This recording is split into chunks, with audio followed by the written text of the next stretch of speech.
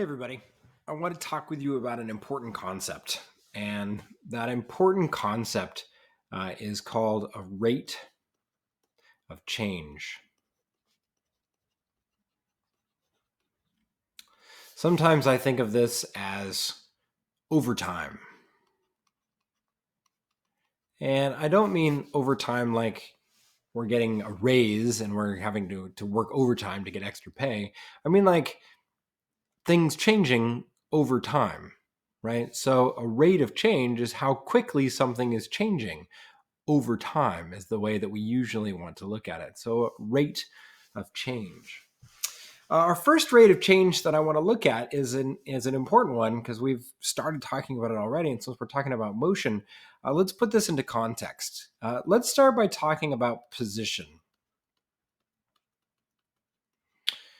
If I wanted to tell you kind of where something is, I actually have to tell you where that something is in relation to something else.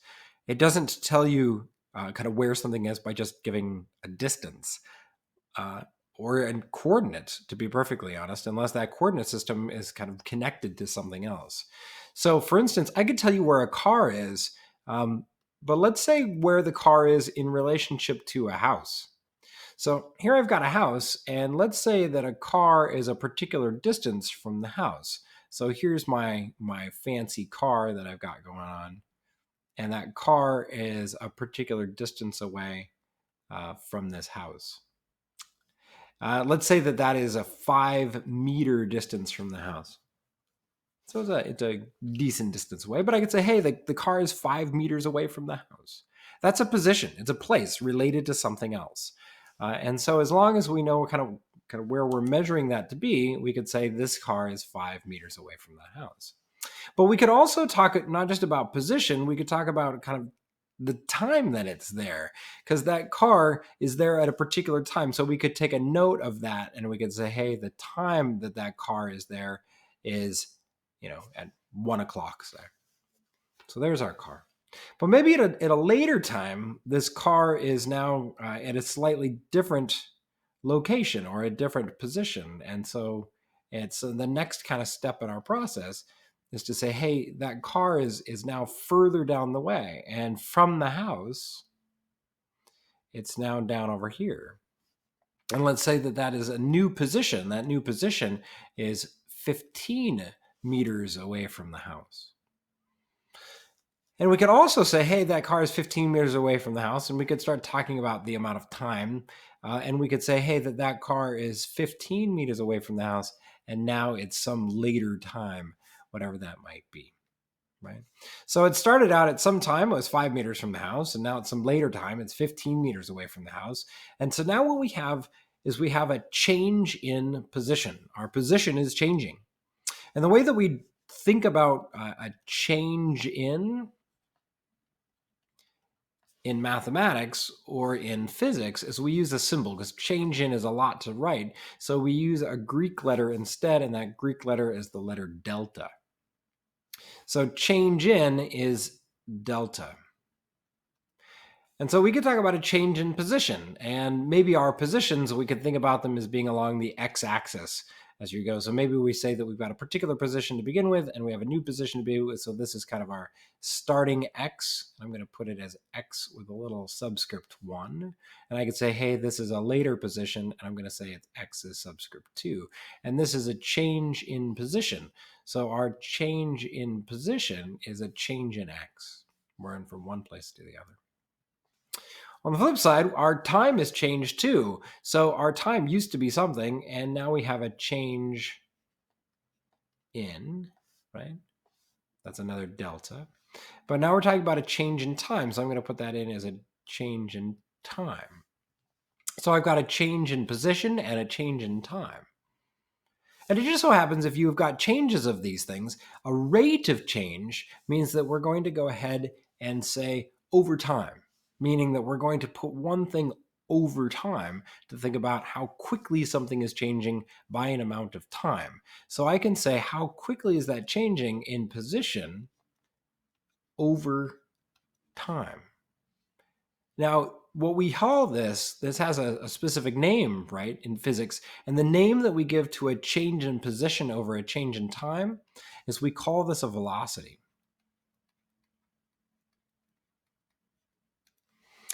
We could also think of this as a speed, but as long as we know kind of what direction things are moving, we can talk about things being velocities. So a change in position happening over a change in time is a velocity. It is a rate of change of position over time.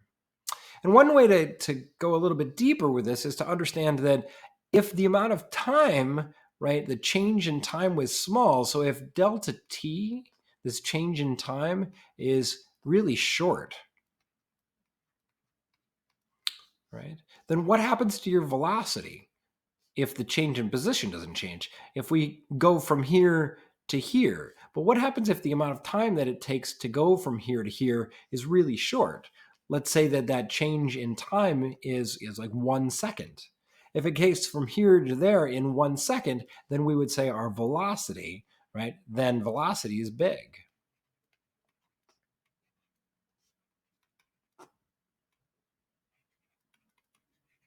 So the smaller our change in time, the bigger the velocity, as long as you think about this change in distance remaining the same. And that makes sense considering the fact this is a fraction, and the smaller the number that you're dividing into, the greater the result is going to be. If you cut a pie into more pieces, right, tinier pieces, the final result will be kind of more, right? So tinier pieces, more pie, right, as they're going.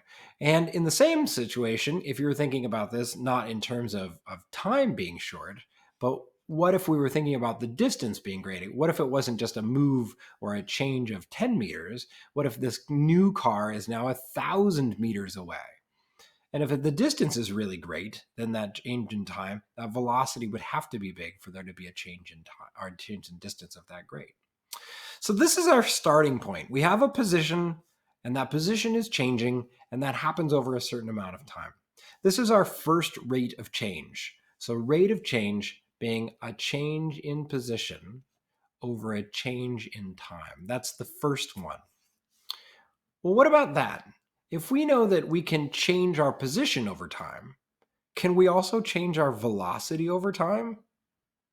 Yeah, we can do that too. So let me erase this here.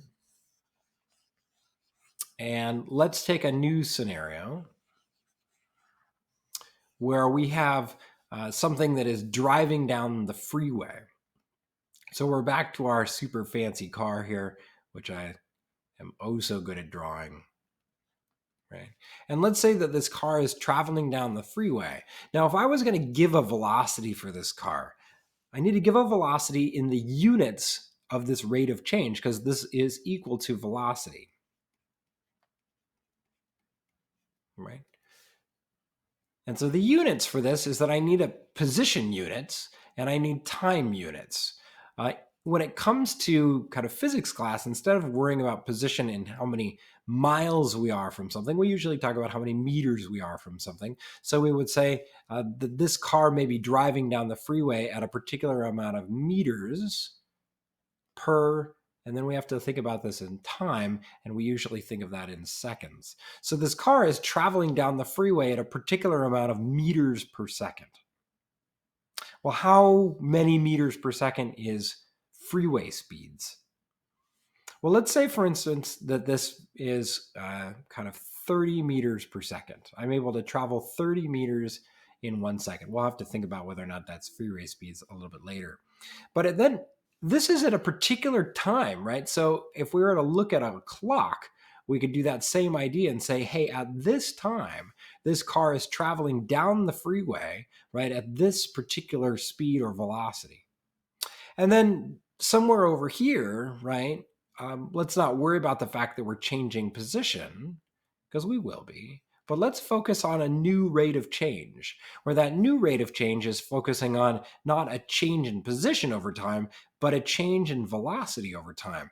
And so if we end up, and we're here at this point, right, traveling at 30 meters per second, and then just a little bit later on at some new time, right, at some new time, we're now traveling at 40 meters per second.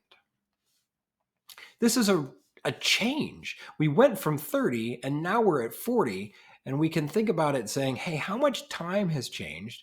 And I can put that into a new kind of idea where I can say, hey, I've changed my velocity from this to that, and this has happened over a certain amount of time for that to happen.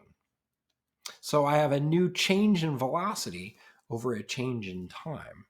We were going 30, now we're going 40, so we have a new velocity. And that new velocity, right, over time has a change, has a name. It's a new rate of change. The first one was velocity. This new rate of change is called acceleration. And like velocity has direction, acceleration also has direction. And that's an important thing to think about. So a change in velocity happening over a certain amount of time creates an acceleration. We can go from 30 to 40 meters per second, and maybe that happens in a change of time of 1 second. So from 30 to 40 happening in 1 second gives me a particular acceleration. This is our second rate of change. Now, an important thing to recognize is that this is going from 30 to 40 meters per second.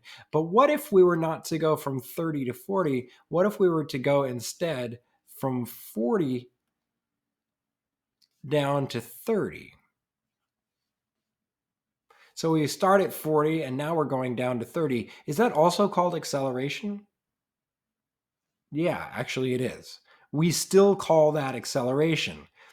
Some people kind of, would label that as deceleration. And deceleration is a fine word to put the D in front of it. But when we talk about this in terms of physics, we usually abbreviate that as just saying it's positive acceleration, which means speeding up, or negative acceleration, which means slowing down. So we say that something is accelerating regardless of it's speeding up or slowing down. It's just either accelerating in the positive or it's accelerating in the negative. And negative acceleration means to slow down.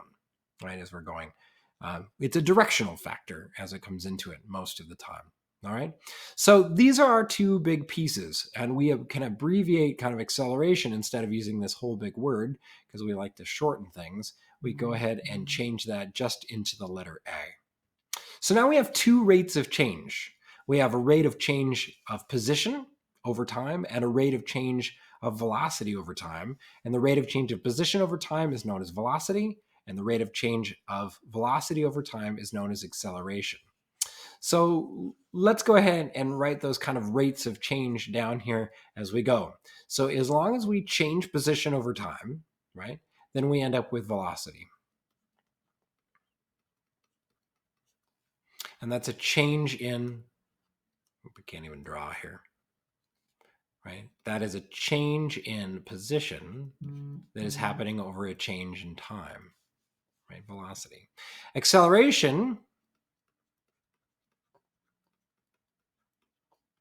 right, is our change in velocity that's happening over a certain amount of time. Could we do this again? Is there another level to this? So that velocity is a change in position that's happening over time, or acceleration is a change in velocity that's happening over time. Could we have something that is a change in acceleration over a change in time? I'll let you think about that for a moment. Could we change how fast we are speeding up or slowing down over time? And then what name would you give to such a thing? But right at the moment, we're going to stick to these two quantities, velocity and acceleration. And so far, we've been focusing primarily on kind of changes in position over time. And we're going to start working our way into acceleration, which is changes in velocity over time. Important note about units, because I feel like this often gets forgotten and not understood, is what would be a good unit for velocity? If I was to look at you and say, hey, what is a unit for velocity? Your answer should immediately be meters per second. And that's the unit that we're going to use in our class most frequently. So how quickly are you going? In meters per second. What about acceleration? What would we need for a unit of acceleration? Well, what are the units of velocity? The units of velocity are meters and seconds.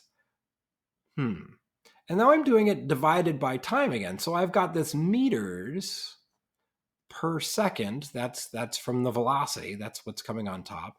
But then I'm going to divide that by seconds again. This doesn't look happy to most people. It is fine, mathematically speaking. I can do a stacked fraction. However, most people don't like fractions that look like this: meters divided by seconds divided by seconds. And so most people abbreviate this. And instead of worrying about this as meters per second, which is a fine way to do it, is that we abbreviate that by just saying it is meters per second squared. So here we have it. We've got two units. We've got our unit for velocity in meters per second, and we've got our unit for acceleration in meters per second squared. This is important to remember, and will come along the way frequently. So keep these two things in mind. Changes in velocity over time, in position over time, changes in velocity over time is meters per second and meters per second squared. All right, we're going to get on to a little more work, but I just wanted to make sure that we're clear about our first rates of change as to how that happens. All right, we'll see you in the next one. Bye.